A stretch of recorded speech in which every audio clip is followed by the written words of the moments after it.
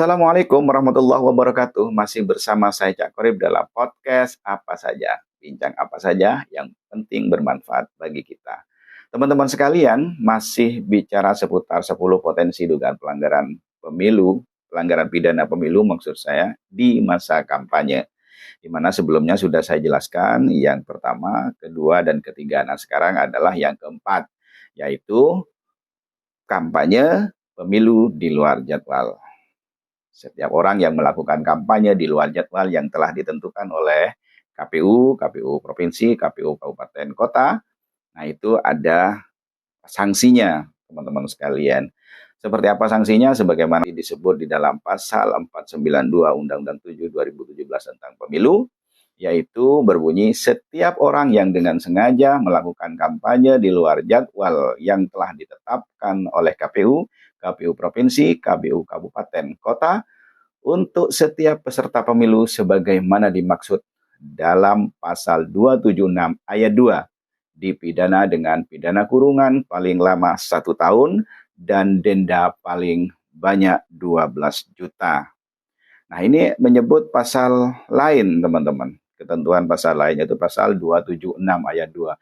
Ini maksudnya adalah tentang metode kampanye yang diatur oleh KPU atau ditetapkan oleh KPU yang memenuhi ketentuan dari pasal ini, yaitu metode kampanye melalui iklan, media cetak, media elektronik, media daring atau internet, dan rapat umum. Sehingga di dalam pasalnya atau ketentuannya saya bacakan, yaitu pasal 276 ayat 2 berbunyi, kampanye pemilu sebagaimana dimaksud pasal 275 ayat 1 huruf F dan huruf G dilaksanakan selama 21 hari berakhir sampai dengan dimulainya masa tenang. Jadi yang dimaksud dari kampanye di luar jadwal ini adalah untuk kampanye dua metode, yaitu metode pada huruf F dan huruf G pada pasal 275. Apa itu? Nah, mari kita baca pasal 275-nya, yaitu berbicara tentang metode kampanye, di mana di situ disebutkan bahwa metode kampanye adalah A. Pertemuan terbatas, B. Pertemuan tatap muka, C. Penyebaran bahan kampanye kepada umum, D. Pemasangan alat peraga di tempat umum, E. Media sosial, F. Iklan media cetak, media elektronik, dan media internet atau daring, G. Rapat umum, H. Debat pasangan calon, dan I. Kegiatan lain yang tidak melanggar larangan kampanye pemilu dan ketentuan peraturan perundang-undangan. Nah, ini kan ada F dan G tadi. F itu adalah iklan media cetak, artinya kampanye melalui media dengan iklan, kemudian media baik media cetak maupun media massa elektronik atau internet, dan yang kedua itu adalah kampanye rapat umum, di mana tentunya ketentuan rapat umum itu biasanya dilakukan di tempat di lapangan ya, alun-alun, kemudian di tempat lapang yang sangat luas.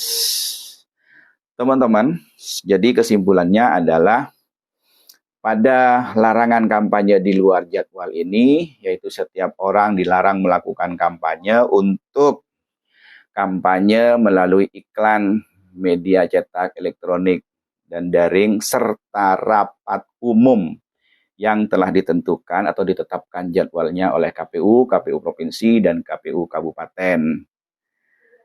Nah, ini khusus untuk 21 hari ini, karena dua metode ini dilakukan hanya 21 hari. Dari tanggal 21 Januari 2024 sampai dengan tanggal 10 Februari 2024. Jadi di situ. Jadi KPU nanti akan membuat atau menetapkan jadwal untuk dua metode ini.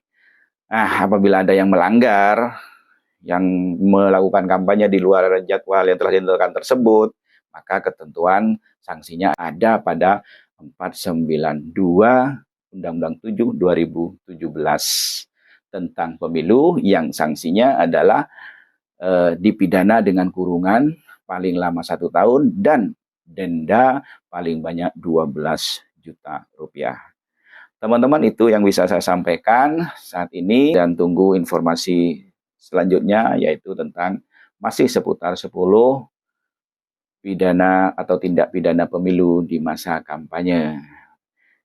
Demikian, semoga bermanfaat. Wallahul muwaffiq ila aqwamit thoriq. Wassalamualaikum warahmatullahi wabarakatuh.